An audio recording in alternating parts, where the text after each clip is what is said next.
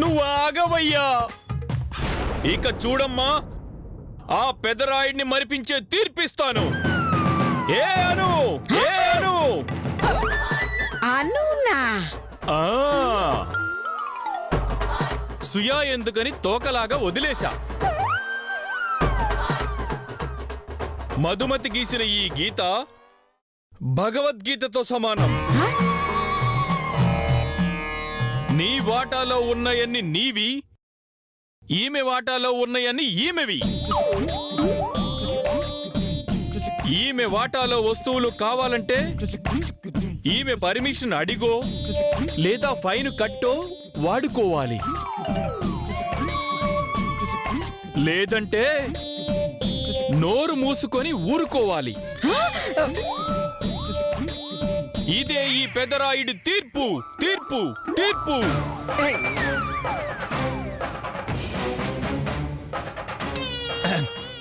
అమ్మా మధుమతి, డాక్యుమెంట్స్ తీసుకొస్తే సంతకాలు పెట్టిస్తా. సుబ్బా అట్టగేమ్మా.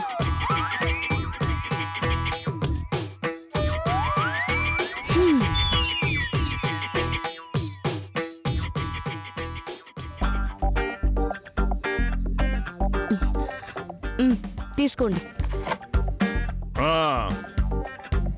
అనసూయమ్మ, సంతకం పెట్టు.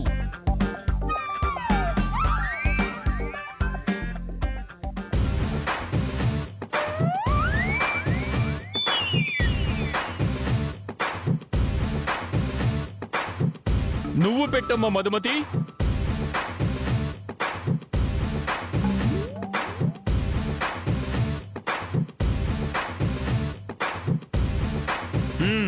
తీసుకోండి. ఈ అగ్రిమెంట్ ఎవరైనా బ్రేక్ చేస్తే కోర్టుకు వెళ్ళొచ్చు. సాక్షిగా నేనొస్తాను. అమ్మా మధుమతి, తీర్పు న్యాయంగా చెప్పాను. ఆ ఫోన్లో ఉన్న వీడియో తీసేస్తే అసలు అది రికార్డ్ చేస్తే కదా తీసేయడానికి. అంతా మమ్మక్కేనా తల్లి? పోనీలే, బ్రతికిపోయాను. వస్తాను.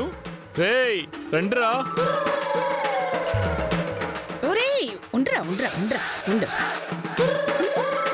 ఇక్కడి నుంచి నా వాటాలో ఎవరైనా అడుగు పెట్టారో బెండ్ తీసి బ్యాండ్ వాయించేస్తాను.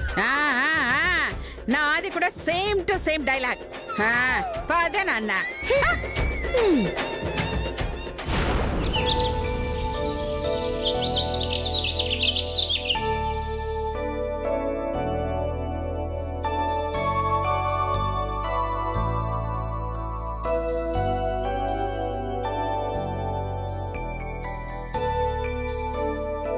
అమ్మా, కిచెన్ లో చూస్తే పాయసం ఉంటుంది, ఇక్కడ చూస్తే తోరణాలు కడుతున్నావు.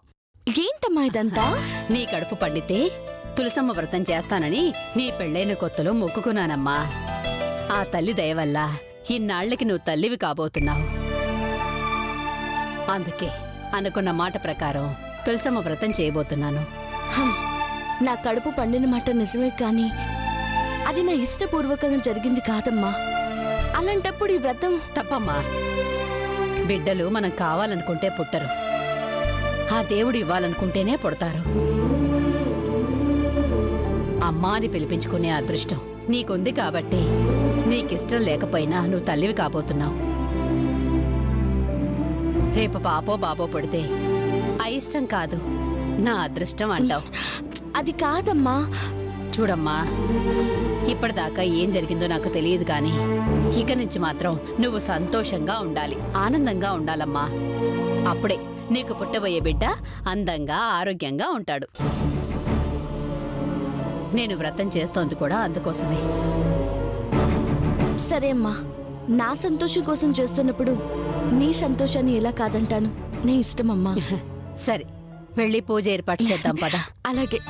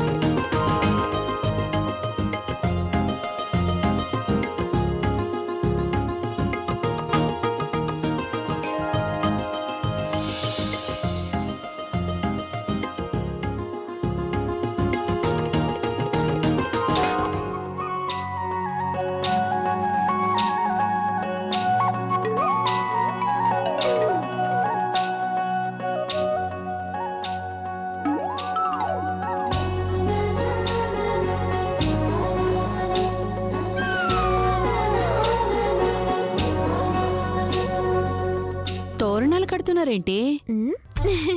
తలుపులకు తోరణాలు కాకుండా తాళిబొట్టు కడతారా? అది తెలుసులే కాని గడపకి పసుపు రాస్తున్నారేంటి? పసుపు కాకపోతే ఆవకాయ పచ్చడి అల్లం వెల్లుల్లి పేస్ట్ రాస్తారా? చిచి నోర్మై, నిన్నడగటం నాది బుద్ధి తక్కువ. ఈ నాళ్ళకు అర్థమైందా అక్క? ఏమన్నమ్మా?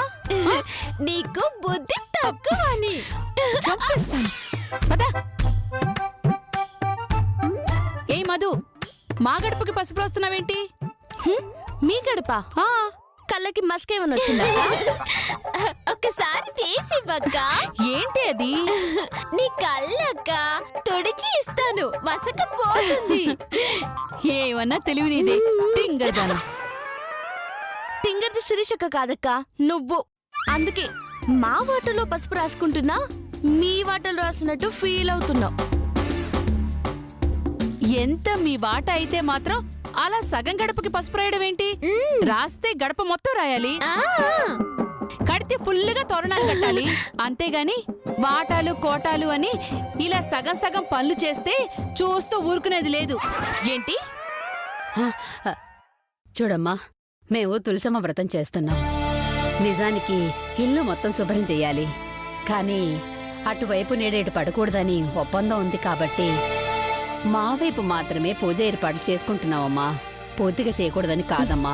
అయ్యో, వాళ్ళకి సంజయ్షి చెప్పుకోవాల్సిన అవసరం లేదమ్మా. ఇది మన ఇల్లు, మనం ఇష్టం వచ్చినట్టు చేసుకుంటాం. ఎక్కువగా మాట్లాడితే చెప్పించేస్తాను అంతే. హా? హ, ఏంటేంటి చెప్పిస్తావా? హ, నువ్వు చెప్పిస్తే జరిగిపోతాయా?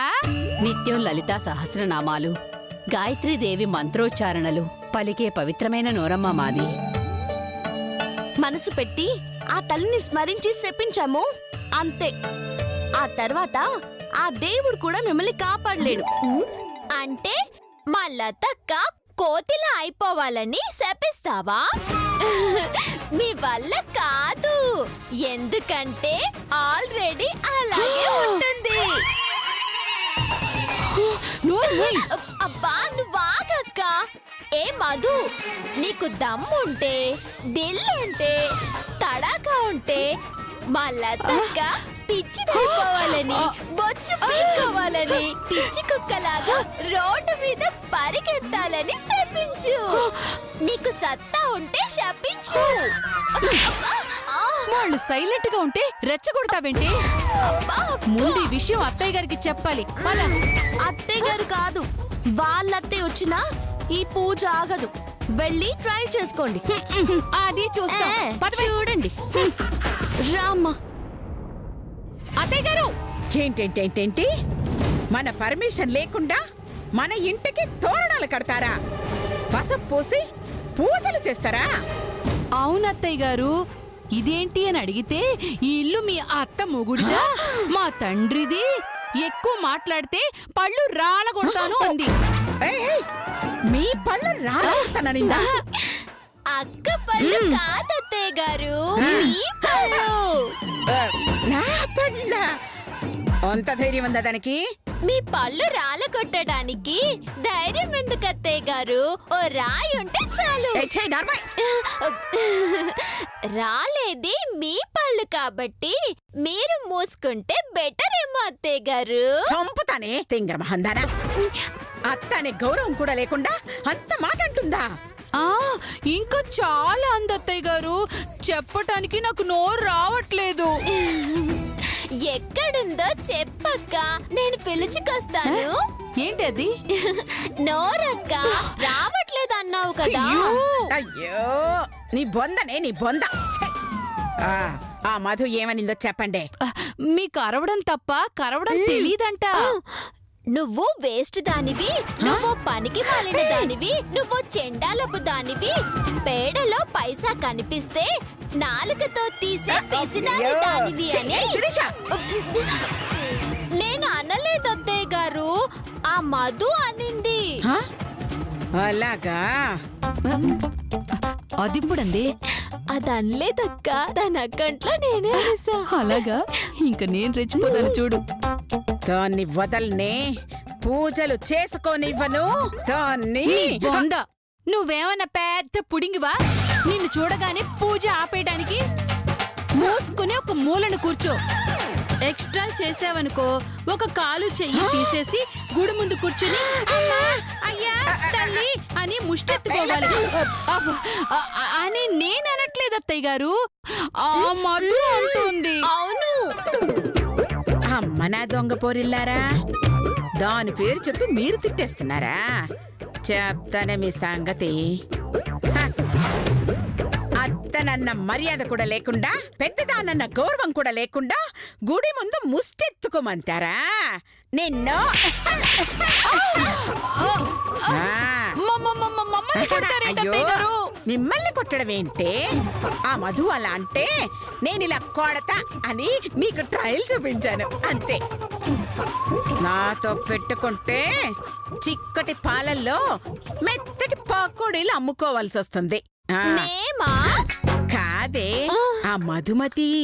ముందు వెళ్ళి దాని పూజలు సర్వనాశనం చేద్దాం. పద. పదండి అత్తయ్య గారు, పదండి. వెళ్ళ.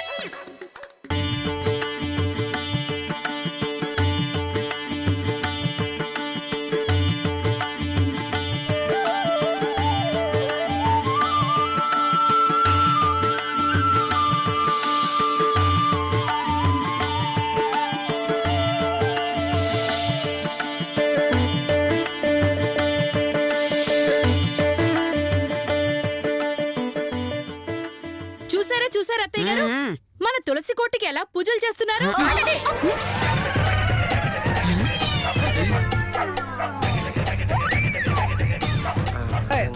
అయ్యో ఒసేయ్, మీరాగారంటే? మీరే కదా అత్తయ్య గారు ఆగమన్నారు. ఆగమంది మిమ్మల్ని కాదే, ఇదిగా వీళ్ళని. అలాగా? ఏయ్ మధుమతి, ఈ ఇల్లు నీ ఒక్కదానిదే అనుకున్నావా? పెత్తనమంతా నీ ఒక్కదానికే సొంతం అనుకున్నావా? నాతో ఒక్క మాట చెప్పకుండా, నా పర్మిషన్ లేకుండా దర్జాగా ధైర్యంగా పూజలు చేసుకుంటున్నావా? పర్మిషనా? నా ఇంట్లో నాకు పర్మిషన్ ఏంటి? అసలు పర్మిషన్ ఇవ్వడానికి మీరెవరు? ఏంటేంటేంటేంటేంటి? నేను ఎవరా? హై, ఏంటే సగం ఆస్తి చేతికి రాగానే కళ్ళు నెత్తికెక్కాయా? అత్తను పట్టుకుని ఎవరు అని అడుగుతున్నావు? వద్దండి, అడ్డమైన వరుసలు కలిపి నన్ను చెడ్డదాన్ని చేయకండి. నాకు భర్త అనేవాడే లేడు అనుకున్నాను, అలాంటిది అత్త ఎక్కడి నుంచి వస్తుందండి? అయినా నా ఇంట్లో నా తులసికోటకు పూజ చేసుకుంటుంటే అడగడానికి మీరెవరు? మీకెందుకు సమాధానం చెప్పాలి? హ, ఎందుకంటే ఈ తులసి కోట నీ ఒక్కదానిదే కాదు కాబట్టి, అదే ఇద్దరి వాటాలో ఉంది కాబట్టి. కిందున్న వేర్ల నుంచి పైనున్న కొమ్మల వరకు ఇద్దరికీ సమానమైన హక్కుంది.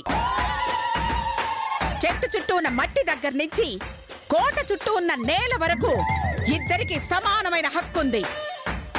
కాబట్టి ఇక్కడ పూజ చెయ్యాలన్నా, ప్రదక్షిణలు చెయ్యాలన్నా నా అనుమతి తప్పనిసరిగా తీసుకోవాలి. ఏంటి బ్లాక్మెయిల్ చేస్తున్నారా? ఇది నా ఇల్లు. ఇక్కడ ఏం చేయాలన్నా ఏం చేసుకోవాలన్నా నాకు పూర్తి స్వేచ్ఛ ఉంది. కొత్తగా మీ చెత్త పర్మిషన్లు నాకేం అక్కర్లేదు. మా అమ్మ పూజ చేస్తుంది అంతే. ఎలా చేస్తుందో చూస్తాను. ఏంటి గొడవ పెట్టుకోవడానికి వచ్చారా? హ, నాతో గొడవ పెట్టుకుంటే నీకే నష్టమని చెప్పడానికి వచ్చాను. నాకు నష్టమా? ఏంటది? మనం రాసుకున్న అగ్రిమెంట్ ప్రకారం నా అనుమతి లేకుండా నువ్వు గాని, నీ అనుమతి లేకుండా నేను గాని ఇతరుల వాటాలోకి అడుగు పెట్టకూడదు. అవునా? అవును. మా వస్తువులు నువ్వు వాడకూడదు. నీ వస్తువులు మేం వాడకూడదు. అవునా? అవును. అయితే ఇప్పుడు దీపం వెలిగించావు, వెలుతురు నీ ఒక్కదానికి మాత్రమే వస్తుందా? కాదత్తయ్య గారు, మన వాటాలో కూడా వచ్చింది. కదా? నువ్వు ధూపం వేశావు, పొగ నీ ఒక్క ముక్కులోకే వస్తుందా? మీ చట్టి ముక్కులోకి, అక్క చిట్టి ముక్కులోకి, నా చిన్ని చిట్టి ముక్కులోకి కూడా వస్తుంది అత్తయ్య గారు. ఆ, అంటే మా పర్మిషన్ లేకుండా మా ముగ్గురిని వాడావన్నమాట. ముక్కు మాత్రమే కాదత్తయ్య గారు, తర్వాత చెట్టుకు నీళ్లు పోస్తే అవి మన మట్టిలో కూడా వెళ్ళిపోతాయి కదా. అంటే మట్టిని కూడా వాడుకుంటున్నావన్నమాట. ఆ తర్వాత ప్రదక్షిణలు చేస్తూ మన నేల కూడా వాడేస్తుంది అత్తయ్య గారు. భలే పాయింట్ చెప్పావు శిరీష. పూజంతా ఒక ఎత్తు అయితే ప్రదక్షిణం మరో ఎత్తు. పూజ అయ్యాక ప్రదక్షిణాలు చెయ్యకపోతే పూజా ఫలం దక్కదు అంటారు కదా మధుమతి. మరి మన అగ్రిమెంట్ ప్రకారం ఈ గీత దాటి యువతలకు రాకూడదు కదా. మరి ప్రదక్షిణాలు ఎలా చేస్తావు మధుమతి?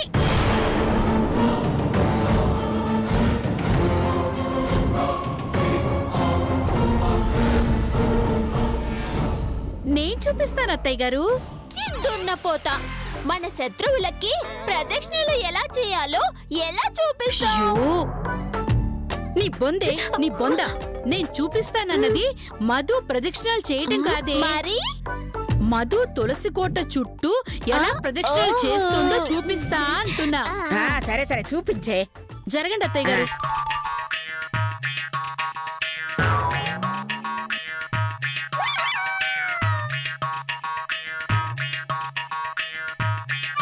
ఇదిగో ఇలాగా చక్కెర కోసం వెతికే చీమల్లాగా తిక్క పట్టినట్టు తిరుగుతూ ఉంటారు.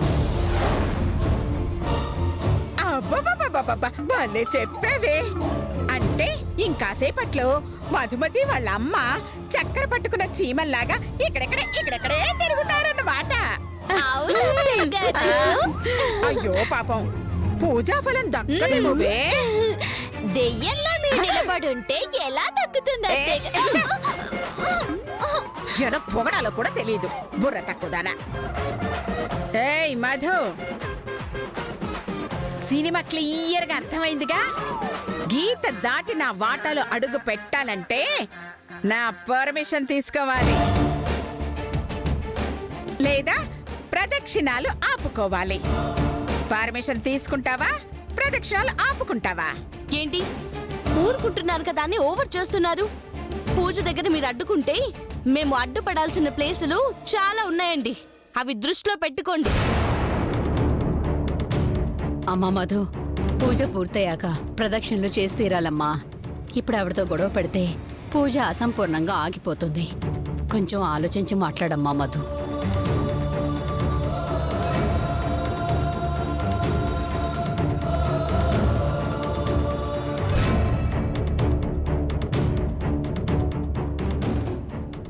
సరే, ఇప్పుడేంటి? ప్రదర్శన చేయాలంటే మీ పర్మిషన్ తీసుకోవాలి, అంతేగా?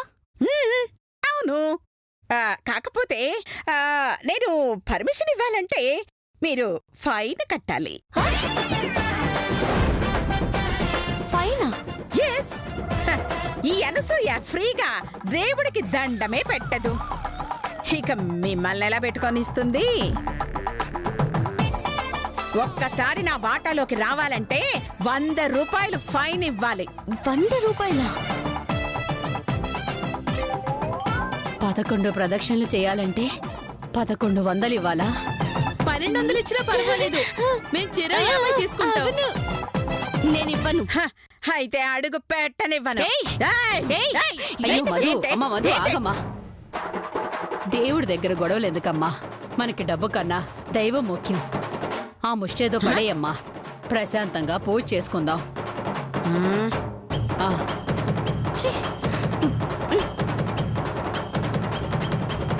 ఇదిగోండి, తీసుకోండి. Very good. సమస్య ఇంత శాంతంగా పరిష్కారం అవుతుంది అనుకోలేదు. ఏ లత, దగ్గరుండి లెక్క పెట్టండి. ఇవే మీ ఇద్దరిని లెక్క పెట్టమంది. డబ్బులు కాదే, ప్రదక్షిణాలు. అలాగే. మీకేమైతే చూస్తున్నారు? తిరగండి.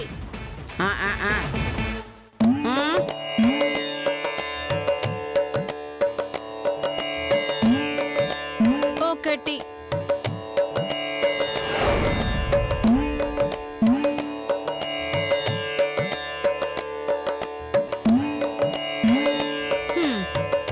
రెండు.